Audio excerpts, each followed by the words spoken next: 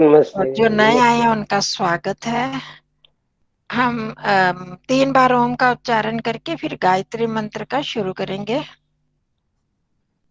जैसे पिछली बार शुरू किया था उसी को आगे बढ़ाएंगे। गहरे लंबे सांस लेंगे।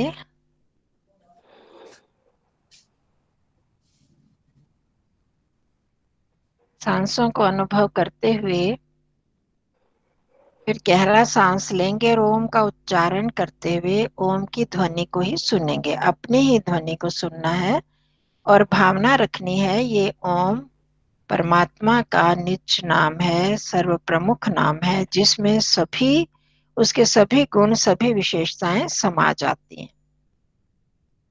तो इसको ध्यान में रखते हुए मन हमारा यहाँ रहना चाहिए, ये नहीं कि यांत्रिक रूप से मैकेनिकली होता जाए, उसका हमने ध्यान रखना है। गहरा लंबा सांस अनुभव करेंगे। ओ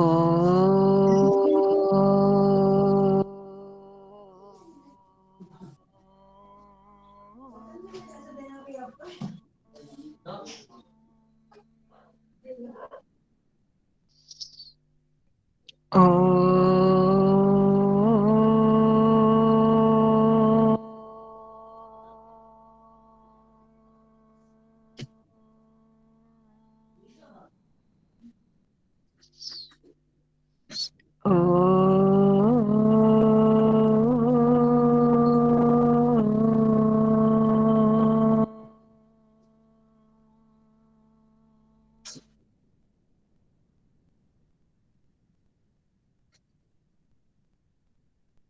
जी, आप सबको ध्यान होगा कि हम पीछे गायत्री मंत्र का शुरू किया था हमने। अर्थ, केवल अर्थ नहीं, वो वेद भंज जी ने पूछा था, महात्मा प्रभु आश्रित जी ने कहा, लिखा हुआ है कि जो भी गायत्री मंत्र के हम जप करते हैं, उसका ध्यान करते हैं, गायत्री मंत्र का चिंतन, तो उससे हमारी जो 5 महाशत्रु हैं, काम क्रोध लोभ मोह अहंकार, इन सब का नाश होता है।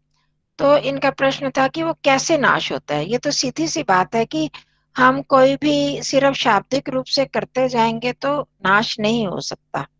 तो एक शंका उठती है और जिज्ञासा होती है कि क्या हम गायत्री मंत्र बोलते जाएं और हमारे ये सारे दोष दूर हो जाएंगे। बहुत लोगों को देखा है, जीवन भर गायत्री मंत्र का जप करते रहते हैं खूब, और दोष तो नहीं दूर होते, तो कैसे होंगे। तो वो हमने आरंभ किया था और 2 दोषों का हमने देखा था, अहंकार और मोह की निवृत्ति। ओम से अहंकार दूर होता है और भूर्भुवः स्वः से मोह दूर होता है। कैसे दूर होता है वो हमने पीछे उसकी व्याख्या की थी। और जो कुछ नए हैं या जो पीछे नहीं आए थे, वो मैंने वीडियो भेज दी हुई है, तो आप उसको देख सकते हैं। वो सुन लेंगे तो उसमें आपकी रिवीजन भी हो जाएगी और स्पष्ट हो जाएगा। मैं बिल्कुल एक 2-3 वाक्य में संक्षेप में बता देती हूँ कि जो ओम का जब हम जप करते हैं और ध्यान करते हैं कि वो परमात्मा इतना विशाल, इतने महान है, और मैं आत्मा में मुझ आत्मा की क्या औकात है। मतलब उस परमात्मा के आगे मैं जो आत्मा इतनी सूक्ष्म, बालाग्र शत भागस्य शतधा, मतलब कि बाल की नोक के 100वें हिस्सा और उसका भी 100वां हिस्सा, मतलब 10,000वां हिस्सा, तो ना उसको गिनती में हमारी आएगा नहीं, मतलब हम उसको नाप नहीं सकते। इतना छोटा सूक्ष्म आत्मा है और इतना बृहद संसार परमात्मा का बनाया, और वो परमात्मा भी इतने महान है। तो उसमें मेरी क्या औकात, मैं किस चीज में अहंकार कर सकता हूँ। मेरी मन बुद्धि शरीर सब कुछ तो परमात्मा का ही दिया है। हम देखते हैं संसार में कब किसका क्या समाप्त हो जाता है हमें नहीं पता चलता। अगले क्षण हम कितनी अच्छी हमारी यादाश्त होती है, और आगे आते आते हमारी, अब बुढ़ापे में हम देख रहे होंगे कि कैसे कैसे हमारी स्मृति भी खत्म होती जाती है। तो हम किस चीज का अभिमान कर सकते हैं, कोई भी अहंकार नहीं कर सकते। धन कैसे समाप्त हो जाता है, आजकल कोरोना तो स्पष्ट सामने रूप में हमारे आ रहे हैं, हम देख रहे हैं किस तरह से इतने ऊंचे चढ़े लोग, उनका धन का कैसे नाश हो जाता है। तो सब चीजें देखते हुए तो हम अहंकार नहीं कर सकते। इस तरह से ओम की महिमा, ओम के गुणों को देखते हुए, उसका ज्ञान बल सब अनंत है, हमारा उसके आगे कुछ भी नहीं है। फिर भूर्भुवः स्वः, जो प्राणाधार हैं, दुखों को दूर करने वाले हैं, सब प्रकार का सुख और आनंद प्रदान करने वाले हैं। और हम संसार में मुख्य रूप से यही चाहते हैं, जीवन चाहते हैं, लंबा जीवन हो, हमें हमारे दुख दूर हो और हमें सुख और आनंद की प्राप्ति हो। और ये सब देने वाला परमात्मा ही है, हमारे कोई भी संबंधी ये सब नहीं दे सकते। हमने इसकी बहुत विस्तार में व्याख्या की थी, किस प्रकार से परमात्मा हमारे प्राणाधार जीवन देने वाले वही हैं, हमारे दुखों को दूर करने वाले हैं और सुख देने वाले हैं। तो मोह, हम उनसे, हमें संसार के लोगों से भी इसलिए मोह होता है कि वो हमें सुख देते हैं, वो हमारे दुख दूर करते हैं, माता पिता हमारा पालन पोषण करते हैं, वो हमको जीवन दे रहे हैं। पर वास्तव में ये सब देने वाला कौन है, इसका सब स्रोत, सोर्स कौन है, वो है परमात्मा। तो वो परमात्मा जो है, इसलिए वो ही मोह करने के योग्य है। जब हमारा उनसे प्यार और बढ़ता जाएगा तो संसार से मोह मिटता जाएगा। तो इस प्रकार से मोह दूर होगा। तो ये दो चीजें थी। अब हम आगे बढ़ेंगे। ओम से अहंकार की निवृत्ति, भूर्भुवः स्वः से मोह की निवृत्ति, तत्सवितुर वरेण्यम। इससे उन्होंने बताया कि लोभ दूर होता है। तो इस पर भी हम विचार करते हैं, कैसे लोभ दूर होता है। तत्सवितुर वरेण्यम से, और इसका लोभ के साथ क्या संबंध है, कैसे उसको हम दूर कर सकते हैं। तो हमें संसार की वस्तुओं में लोभ होता है। हम क्यों होता है, हमें जीवन चलाने के लिए ये सब साधन चाहिए, पर जितनी आवश्यकता होती है उससे ज्यादा की हम इच्छा करने लगते हैं। और हमें कि क्या कहते हैं उसको, कि हमें एक मन में भरा रहता है कि पता नहीं वो चीज मिलेगी या नहीं मिलेगी, इकट्ठा कर लें। दूसरा, हमारा आकर्षण चीजों के प्रति होता है। जी, आप सब अपने जीवन में देख रहे होंगे, या हम लोगों से जो छोटे, आज की जनरेशन जैसे जैसे आती जा रही है, वो वस्त्रों के, कपड़े देखो, जूते देखो, हर हर चीज में मतलब एक हम लोभवश चीजों को इकट्ठा करते करते रहते हैं, हमारा लोभ रहता है। या तो वो चीजें हमको अच्छी लगती हैं, या हमें बेबसी सी लगती है, पता नहीं ये चीज मिलेगी या नहीं मिलेगी, हमें भरोसा नहीं होता। तो हमारा लोभ बढ़ता जाता है। तो अब कहा कि तत्सवितुर वरेण्यम, वो जो परमात्मा है, वो अगर हम उनके गायत्री मंत्र के इस भाग पर का जप अधिक करते हैं या इस पर विचार करते हैं, तो हमारे लोभ की निवृत्ति होती है, लोभ दूर होता है। तो इसका अर्थ तो आप जानते ही हैं सब, हम इस लोभ के साथ जोड़ते हुए उसको करेंगे।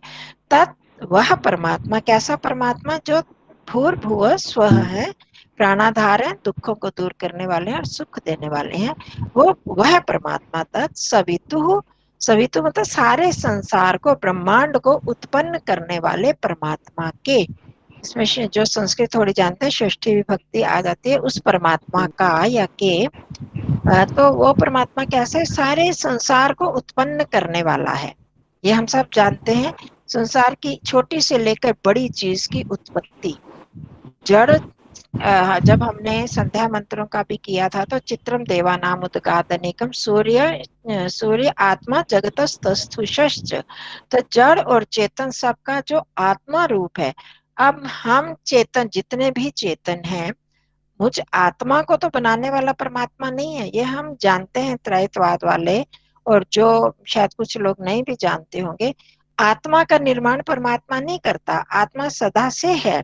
परंतु वो हमने बहुत बार इस चीज की चर्चा की है कि आत्मा अपने आप कुछ नहीं कर सकता, वो अल्पज्य है, अल्प सामर्थ्य है, चेतन तो है, उसमें ही ज्ञान है, इस शरीर में ज्ञान नहीं है, ये शरीर जड़ है।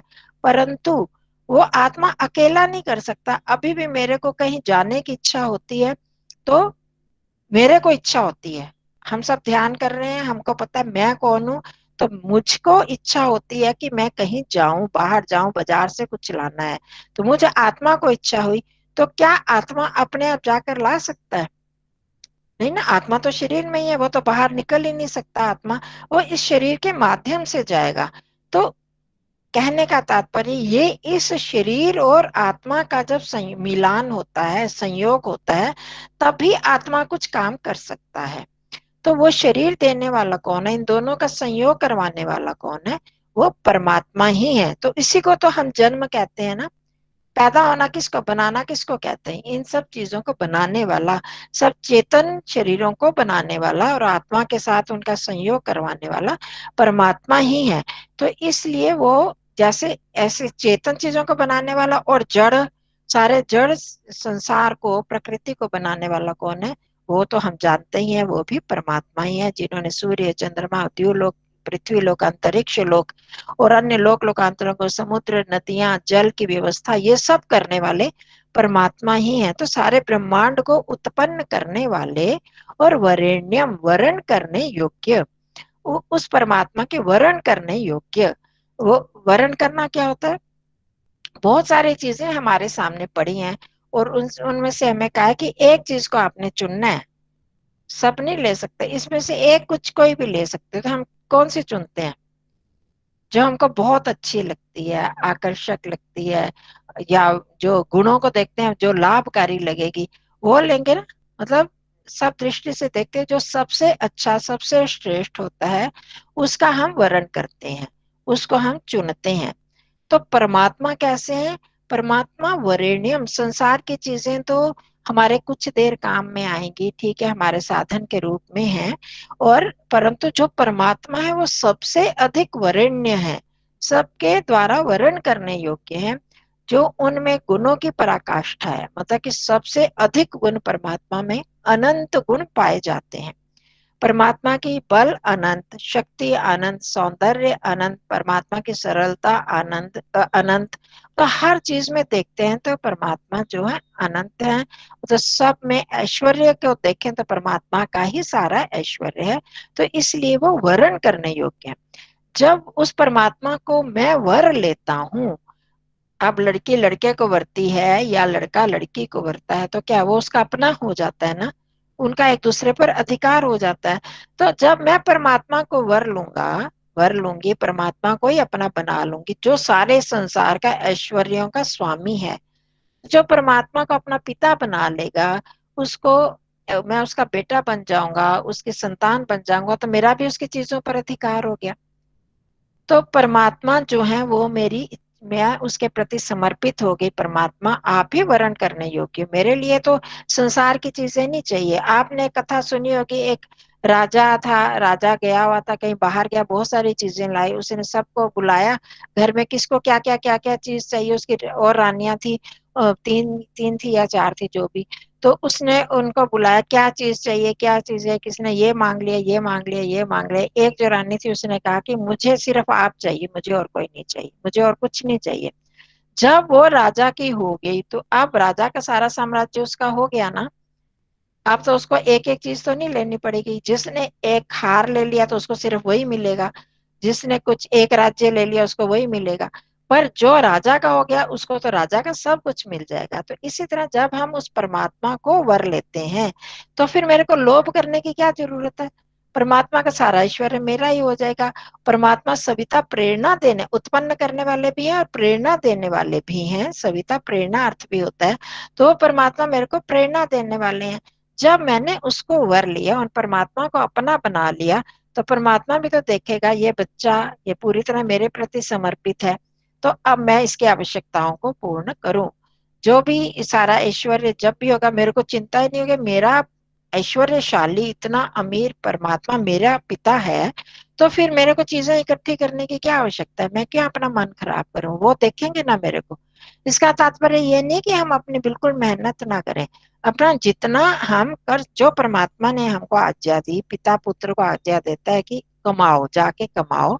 तो अब ये तो नहीं कि वो निकम्मा अगर बैठ जाएगा तब नहीं पिता देगा, वो कार्य पूरी मेहनत करेगा तब पिता उसको पूरी सहायता करेगा। इसी तरह जब मैंने उस परमात्मा को वर लिया, अपना पिता बना लिया, अपनी माता बना लिया, अपना सखा बना लिया, तो क्या परमात्मा मेरा ध्यान नहीं करेंगे? तो वो परमात्मा, जब मैंने इतना ऐश्वर्यशाली सारे साम्राज्य, राजा थी, महाराजा थी, अधिपति, साम्राज्यार्क प्रेरक जो परमात्मा है, अगर वो उसको मैं अपना बना लेती हूँ, तो वो परमात्मा मुझको कभी भी खाली नहीं रहने देंगे। तो फिर मैं किस चीज का लोभ करूंगी?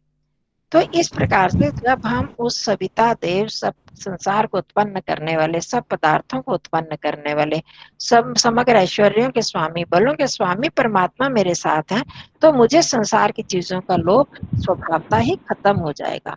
वो स्वामी का ही मैं बन गया, जिसको आप मोदी जी प्रधानमंत्री जिसके अपने बन के, वो छोटी छोटी चीजों के लिए क्या घूमेगा इधर उधर? मैं जब इच्छा करूंगा वो पूरी कर देंगे। इसी तरह जब मैं परमात्मा इच्छा करूंगा वो मेरे हैं, वो तो कर देंगे पूरी। तो इस तरह से हमारी जो लोभ जो है वो दूर हो जाता है। तो तत्सवितुर वरेण्यम, जब भी हम इसका इस भाग पर आए गायत्री का जप करते हुए, तो इन भावनाओं को मन में बना कर रखें। हे परमात्मा, मैंने आपका वरण कर लिया है, आपको ही मैं अपना बना चुका हूँ। आप सर्व ऐश्वर्यशाली हो, सब ऐश्वर्यों के भंडार हो, सब प्रेरणा देने वाले हो। और बहुत बार हम देखते हैं कि जब हमें और कोई साधन नहीं मिलता, परमात्मा की ऐसी प्रेरणा हो जाती है, कोई ना किसी दूसरे को होगी प्रेरणा तो हमारी वो आवश्यकता पूरी होती है, या मेरे को होगी प्रेरणा की वहां से प्राप्त करें, तो हम कर लेते हैं। तब वो लोभ, आवश्यकता की चीजें ही हम करेंगे, हमें अनावश्यक लोभ जो है वो नहीं रहता भक्त में, जब वो परमात्मा के प्रति समर्पित होता है। आगे आता है भर्गो देवस्य धीमहि। भर्गः, भर्गो मतलब भर्गः देवस्य धीमहि, वो जो सविता देव का वरेण्यम, वरण करने योग्य, और भर्गः, भर्ग उस देव का, देव कौन है? जो प्रकाशक, सबको देने वाला।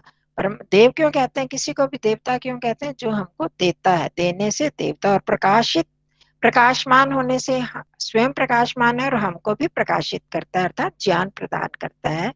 तो उस परमात्मा के भर्ग को, पाप नाशक तेज को, धीमहि मैं धारण करता हूँ या ध्यान करता हूँ। भर्ग के बहुत प्रकार के अर्थ हैं। स्वामी दयानंद जी ने पंच महायज्ञ विधि में भी इसके 6 अर्थ लिखे। एक तो निरुपद्रव, जो परमात्मा निरुपद्रव, किसी भी प्रकार का उपद्रव नहीं करता। कोई भी गलत काम करता है तो भी परमात्मा हमारी तरह, हम मनुष्यों की तरह के एकदम उपद्रव, लड़ाई झगड़ा शुरू कर देते हैं। परमात्मा बड़े शांत भाव से उसको प्रेरणा देगा और धीरे धीरे उसको दंड देकर अपने आप उसको सुधारेगा। पर हमारी तरह होच्छा नहीं है परमात्मा। तो वो जो परमात्मा का निरुपद्रव रूप है, वो निरुपद्रव है, तो हमें भी वैसे बनना है। निष्पाप है परमात्मा में, किसी भी प्रकार का पाप नहीं पाया जाता। वो निर्गुण है, सत्व रज तम, इन सब प्रकार के गुणों से रहित है, शुद्ध है।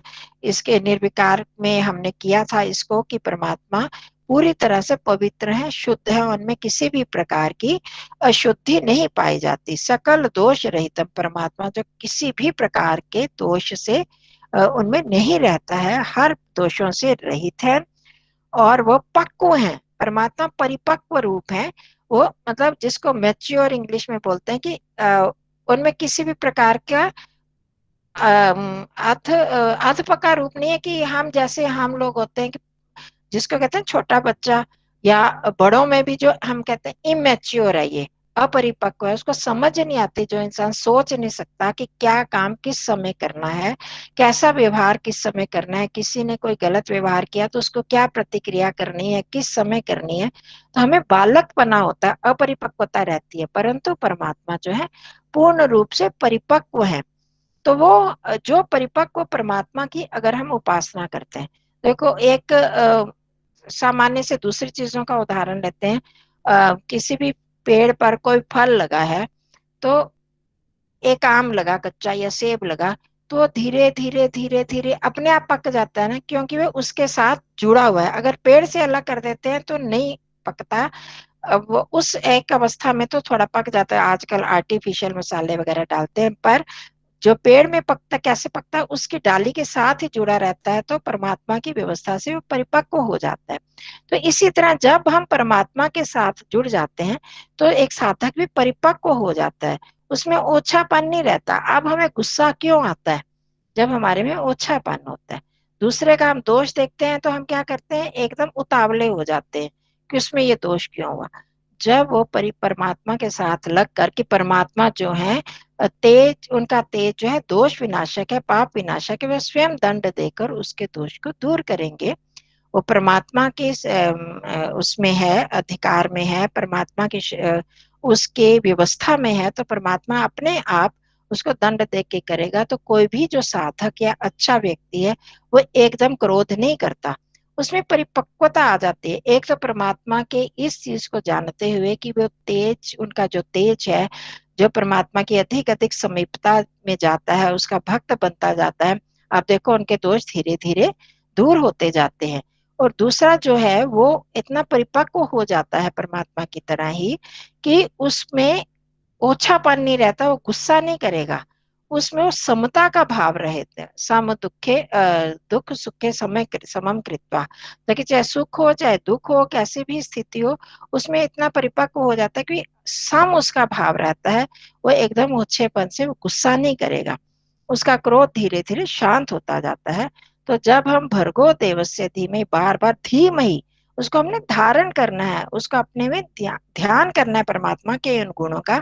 जब हम परमात्मा को अपना बना लेते हैं, उसका ध्यान कर, और वरेण्य होके जब वरण कर लिया तो हमेशा ही मेरे साथ रहेगा। जिसका भी हम वरण, जो चीज हमको बड़ी अच्छी लगती है वर लेते हैं, तो उससे क्या, हम मन में उसका ही चिंतन चलता रहता है। जब परमात्मा का मैंने वरण कर लिया, तो उसके उस भर्ग रूप का, कि शुद्ध रूप का, क्यों वरण करते हैं परमात्मा का? क्योंकि वो सब दोषों से रहित है, वो पवित्र है, निरुपद्रव है, और विज्ञान स्वरूप है, प्रकाशित होने वाले हैं। जब बार बार इन चीजों का हम ध्यान करते हैं, तो हम परमात्मा की तरह ही बनना चाहते हैं, परिपक्व हो जाते हैं, हमारी बुद्धि पक्व हो जाती है, और हम फिर गुस्से से दूर होते हैं। छोटी छोटी बातों पर गुस्सा तो पहले ही दूर हो जाता है, जो बड़ी बातों पर भी आने लगता है। धीरे धीरे आप देखोगे जो भी संत महात्मा लोग हैं उनमें गुस्सा क्यों नहीं होता, क्योंकि वो परमात्मा के उस स्वरूप को बार बार ध्यान में लाते हैं। तो हमने भी भर्गः देवस्य धीमहि, उस परमात्मा के इस भर्ग को, इस परिपक्व रूप को, दोष रहित रूप को जब हम देखेंगे, पाप विनाशक तेज को हम धारण करेंगे, तो हम भी इस प्रकार के गुस्से रूपी दोष से दूर होंगे।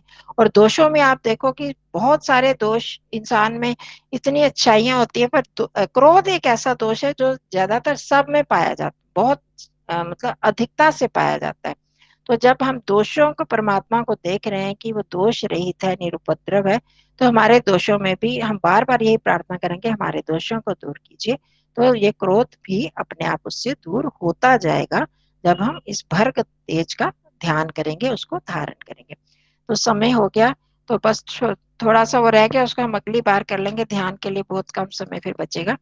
तो इन आज शाम, पिछली बार हमने ओम और भूर्भुवः स्वः का किया था, आज शाम इसका तत्सवितुर्वरेण्यम भर्गो देवस्य धीमहि, इन दोनों पदों पर अधिक ध्यान देते हुए इनका ही ध्यान करेंगे, इनका ही चिंतन करेंगे, और परमात्मा में समर्पण कर देंगे। उनका हम कैसे वर्ण कर सकते हैं, यह अब आप अपने आप कर सकते हो, मैं सिर्फ संकेत करूंगी।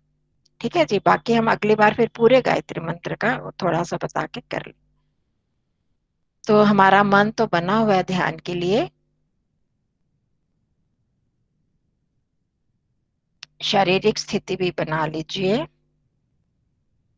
शरीर को स्थिरता से बिठा लें, और जिस आसन में अधिक देर तक सुखपूर्वक बैठ सकता है शरीर, उस आसन में बिठा लें। मन में संकल्प कर लें कि इस समय हम केवल इसी विषय का चिंतन करेंगे। प्रसन्नता और उत्साह का भाव रखना है। हम उस परम ऐश्वर्यशाली सर्वगुण संपन्न परमात्मा का वर्ण करने वाले हैं, और उनकी कृपा से हम अपने दोषों से मुक्त होने वाले हैं। अपने, चाहे परमात्मा हमारे सब दोषों को, सब अच्छाइयों को जानते हैं, परंतु हम जब परमात्मा के आगे अपने दोष को, क्रोध को, दूसरी चीजों को उजागर करेंगे, उनको बाहर निकालेंगे, तो हम स्वयं समझ पाएंगे हमारे में क्या क्या दोष है, और उसको दूर करने के लिए हमारे मन में भी इच्छा जागेगी। तो इन भावनाओं के साथ उत्साह रखना है। एक बार ओम का उच्चारण करेंगे, फिर गायत्री मंत्र के माध्यम से परमात्मा से प्रार्थना करेंगे, परमात्मा हमें ऐसी शक्ति और सामर्थ्य दें कि हम पूरी तन्मयता के साथ इस ध्यान की क्रिया को कर पाए। गहरा लंबा सांस। ओम का उच्चारण करते हुए भाव बनाकर रखना है। ओ।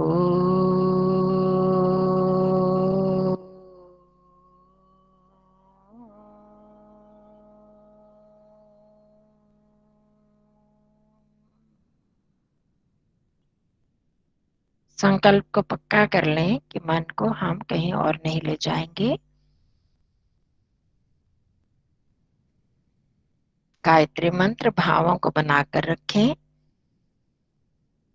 ओम भूर्भुवः स्वः तत्सवितुर्वरेण्यं भर्गो देवस्य धीमहि धियो यो नः प्रचोदयात्। परमात्मा से प्रार्थना कर ले मन ही मन।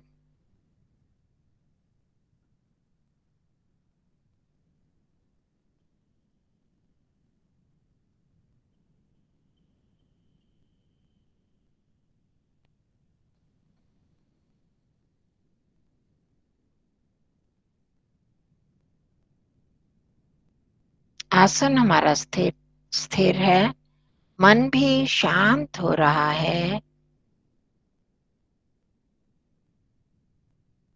और अधिक स्थिर और शांत करने के लिए कुछ 2-4 गहरे लंबे सांस ले लें और साथ में ओम का जप करें। हर सांस के साथ सांस अंदर आ रही है ओम, बाहर जा रही है ओम। ये प्राणाधार परमात्मा की कृपा से ये सांसें चल रही हैं, इस भाव को रखना है।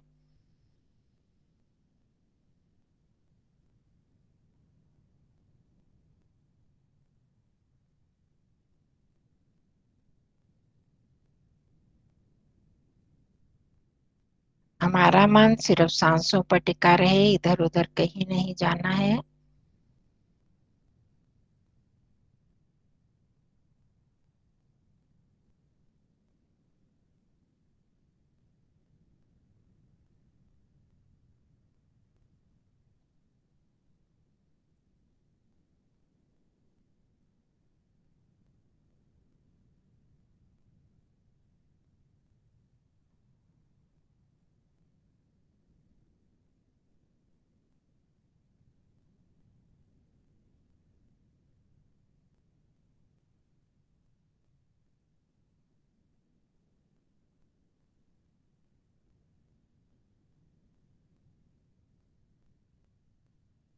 एक बार पूरे शरीर का अवलोकन कर लें, ऊपर से नीचे।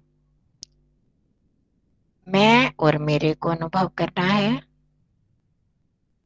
यह शरीर, शरीर का यह अमुक अंग मेरा है, मैं नहीं हूं और मैं इनको अनुभव कर रहा हूं।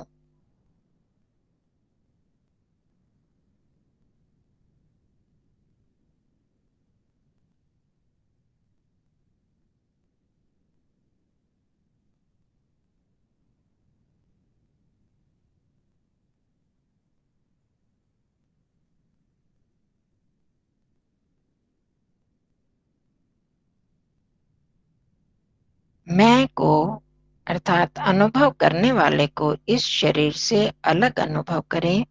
यह शरीर बैठा है, पूरे शरीर को एक साथ अनुभव करें। बंद आंखों से ही देखें। यह शरीर बैठा है और मैं इसे अनुभव कर रहा हूं। मैं अलग और यह शरीर अलग है। यह मेरा साधन है, जड़ है और मैं चेतन हूं। मैं अपनी इच्छा से इस साधन से कार्य करता हूं, करवाता हूं।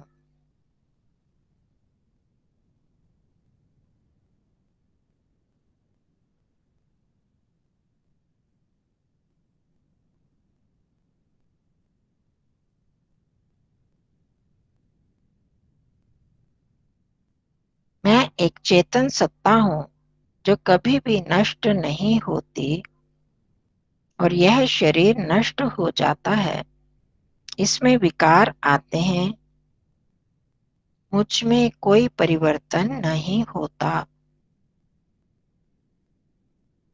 उस मैं पर स्थिर होने का, उसको जानने का प्रयास करें। कहाँ पर अनुभूति हो रही है?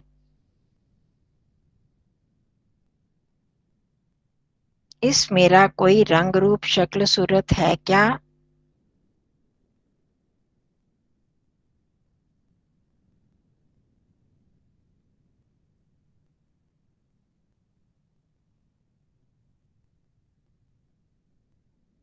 ना मेरा रंग रूप है, ना मैं स्त्री हूँ, ना पुरुष हूँ।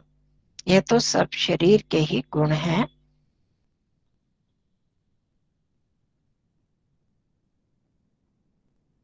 जहां भी मैं की प्रतीति हो रही है, वहीं पर मन को स्थिर कर दें, टिका दें।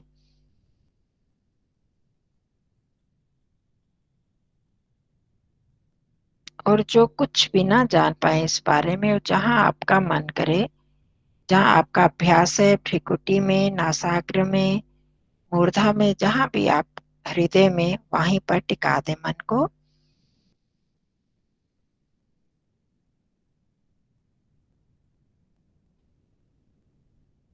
इस मुझ में मेरे परम पिता परमात्मा विद्यमान रहते हैं,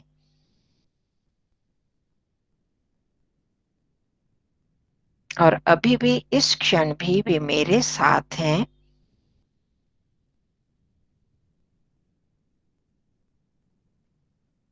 इस परमात्मा ने ही मेरे लिए ये सारा संसार बनाया। विभिन्न प्रकार के साधन मेरे लिए, अन्न, फल, फूल, यह शरीर, मन, बुद्धि, सब उन्होंने ही दिए हैं।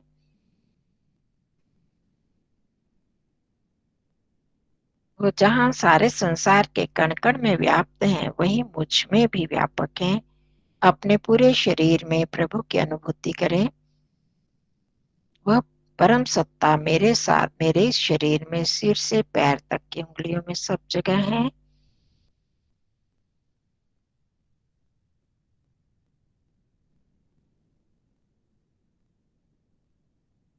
और वही मुझ में भी है, जहाँ मैं हूँ, जो मैं अनुभव कर रहा हूँ, जो मैं इच्छा कर रहा हूँ, उस मेरे साथ इसी क्षण मेरे प्रभु विद्यमान हैं। वो मुझे देख रहे हैं, मेरे हर भाव को जान रहे हैं। ये भावना बनाकर रखें।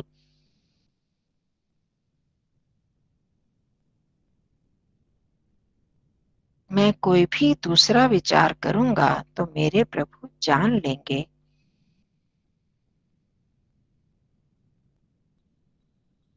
मुझे अपने इस पिता की, अपने परम पिता परम प्रभु की उपासना करनी है। मैं इसीलिए बैठा हूँ।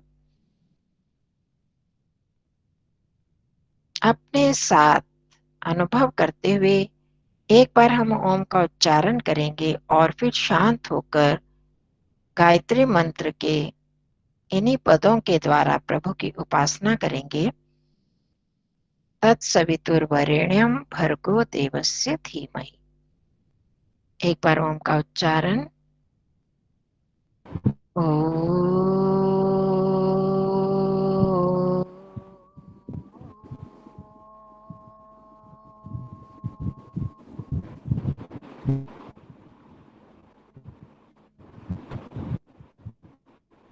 बिल्कुल अपने साथ अनुभव करें परमात्मा को, और गायत्री मंत्र द्वारा उपासना करें।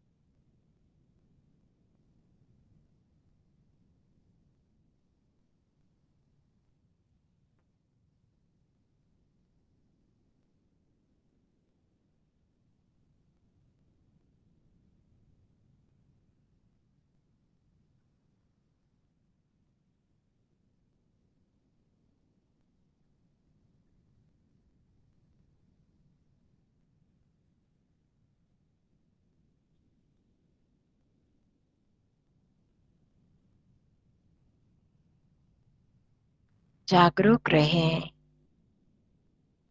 मन का निरीक्षण साथ साथ करते रहें।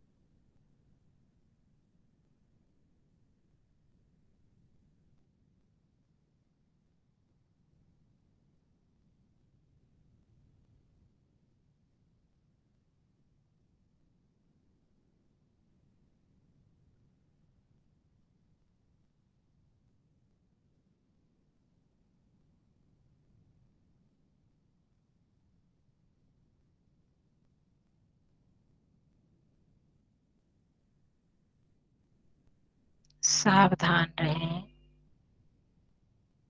हमने सविता देव का वर्ण किया है, उस महान परमात्मा को अपना बना लिया है और उसके भर्ग को दोष रहित शुद्ध रूप को हम ध्या रहे हैं, उसका चिंतन कर रहे हैं और उसका ही धारण कर रहे हैं। ध्यान रखना है और अपने दोषों को दूर करने के लिए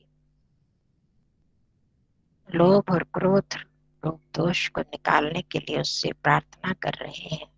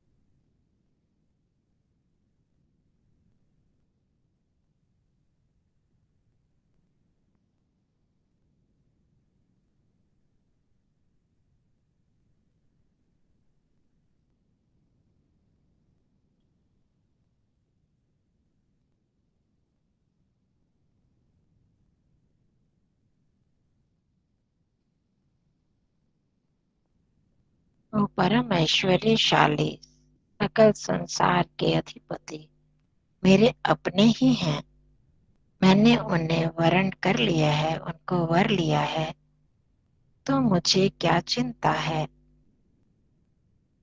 मैं बस उनके आदेशानुसार कार्य करता चलूं, बाकी वे मुझे संभाल लेंगे। वो दोष विनाशक, निर्दोष, निर्गुण, पवित्र प्रभु मेरे अपने हैं।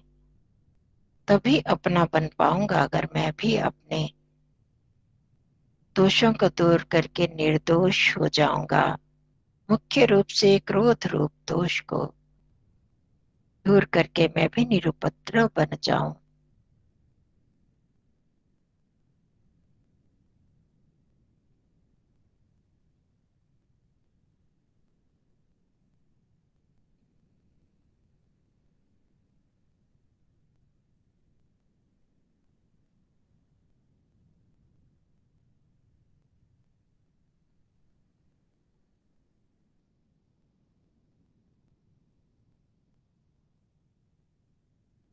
प्रभु मेरे साथ हैं, इसलिए मैं कोई भी इधर उधर के विचार नहीं सोचूं। वो देख रहे हैं, जान रहे हैं।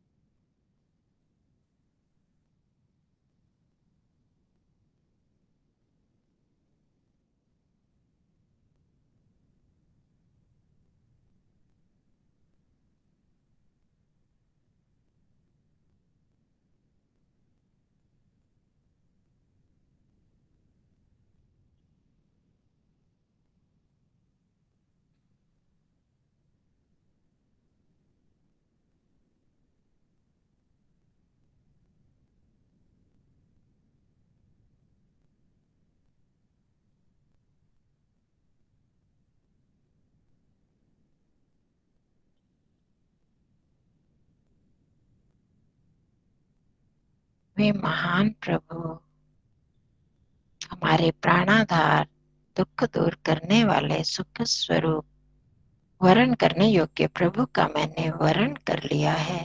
वो मेरे साथ हैं। इतने महान ऐश्वर्यशाली सकल संसार के स्वामी मेरे पिता हैं, मेरे अपने हैं। ये भाव मन में रखें और अपने दोषों को दूर करने की प्रार्थना करते हुए, उसके लिए प्रयास करते हुए छोड़ दें परमात्मा पर। कोई इच्छा, कोई भाव मन में नहीं। जैसे एक छोटा बच्चा मां की गोद में आके सुरक्षित सो जाता है, ऐसे ही अपना तन मन सब उस परमात्मा पर छोड़ दें। इस समय कोई भाव नहीं, कोई विचार नहीं, वो जानेंगे बस मैंने संकल्प कर लिया, मैंने प्रयास करना है। अपने आप को आनंद में डूबा हुआ उस परमात्मा की गोदी में अनुभव करें और तन मन सब उसको सौंप दें।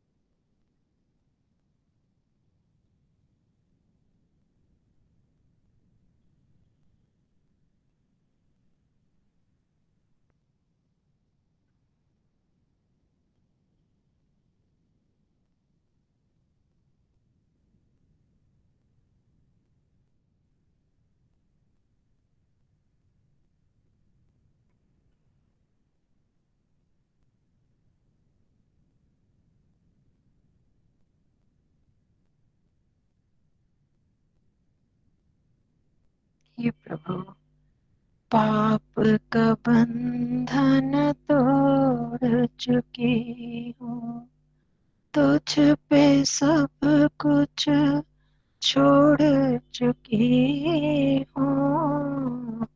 पाप का बंधन तोड़ चुकी हूँ, तुझ पे सब कुछ छोड़ चुकी हूँ। नाथ मेरी मैं क्यों कुछ सोचूं, तू जाने तेरा काम जगत के स्वामी। ए अंतर्यामी, मैं तुझसे क्या मांगू, मैं तुझसे क्या मांगू। मेरे रोम रोम में बसने वाले हो। प्रभु, मैंने आप पर सब छोड़ दिया। आप मेरा सब कुछ जानते हैं। आप मेरे माता भी हैं, पिता भी हैं। हाँ, मुझे अपने जीवन को पवित्र करने की प्रेरणा देते रहिए। वो परिश्रम मैं करता रहूं और फिर आप मुझे संभाल लेंगे, मैं जानता हूँ। जो मेरे लिए उचित है वो आप मुझे प्रदान करेंगे। इस विश्वास के साथ भगवान, मैं अपने जीवन की डोर आपको सौंपता हूँ।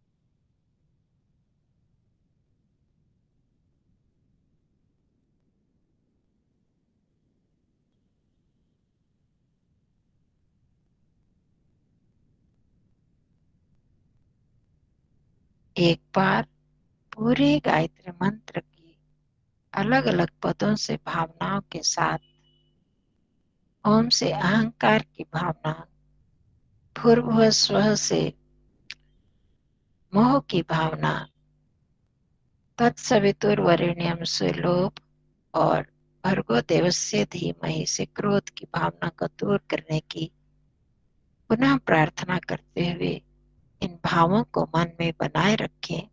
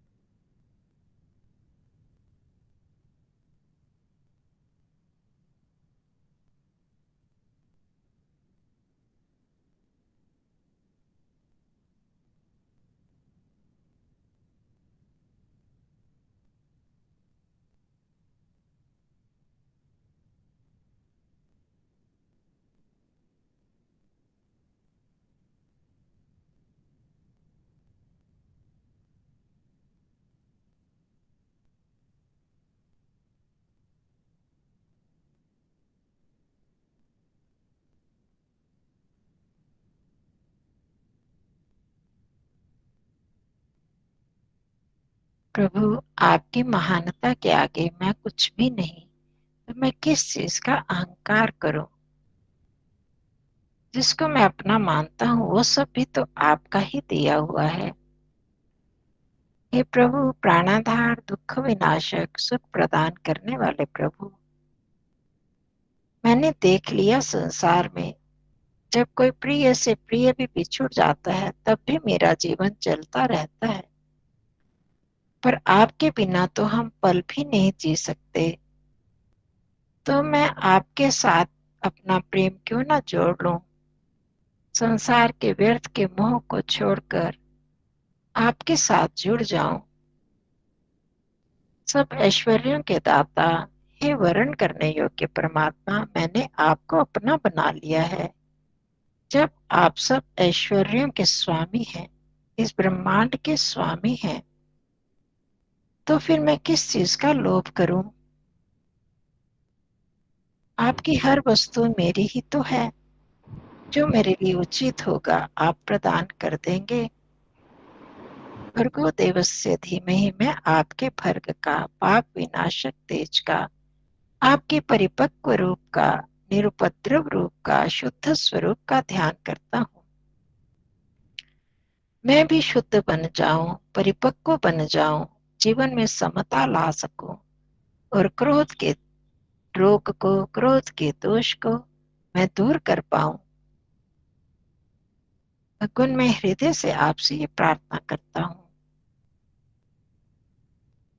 मैंने अपने जीवन को आपके चरणों में समर्पित कर दिया है।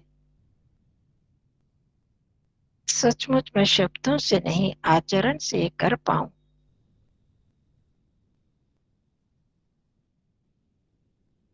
संसार के कार्य करते हुए भी, अपने कर्तव्यों का पालन करते हुए भी मैं आपसे पल भी दूर ना हो रहूं।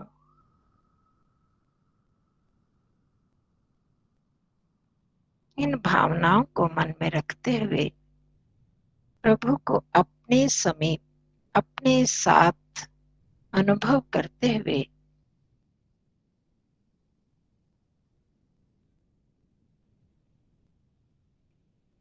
अपनी सांसों को अनुभव करें। देखें, हम तो किसी और कार्य में व्यस्त थे, पर मेरी सांसें चल रही हैं। मैंने तो नहीं चलाई सांसें। मेरे प्राणाधार, आप ही तो चला रहे हैं मेरी सांस।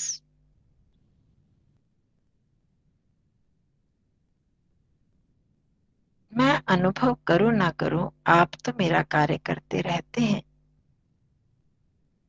अपने शरीर को अनुभव करें, जो सविता देव, सारे संसार के रचयिता ने मुझे बनाकर दिया ये शरीर।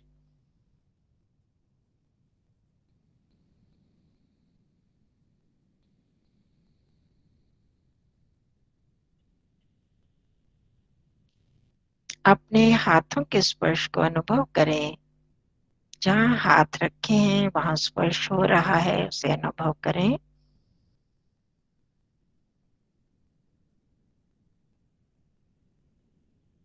धीरे धीरे हाथों की अंगुलियों को गति प्रदान करें, हिलाएं डुलाएं। दोनों हाथों को जोड़कर श्रद्धा से पूरे हृदय पर रखेंगे। नम्रता से मस्तक झुकाकर भर्ग रूप अपवरण्य परमात्मा का धन्यवाद करते हैं। हे सविता देव और ये सारे संसार को बनाने वाले,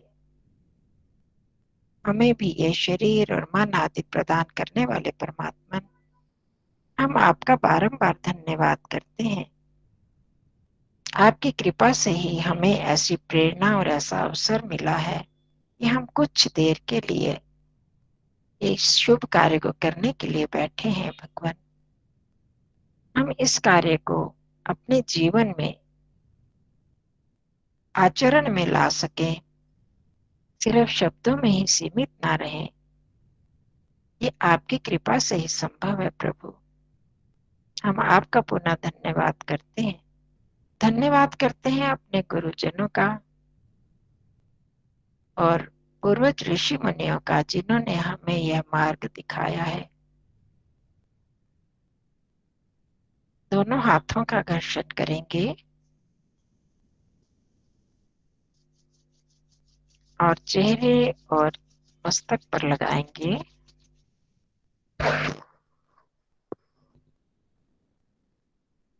दोनों हथेलियों को आंखों पर रखें और अंदर ही अंदर आंखें खोले बंद करें।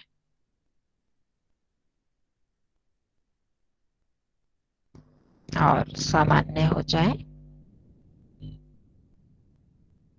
सबका धन्यवाद, सबका नमस्ते जी।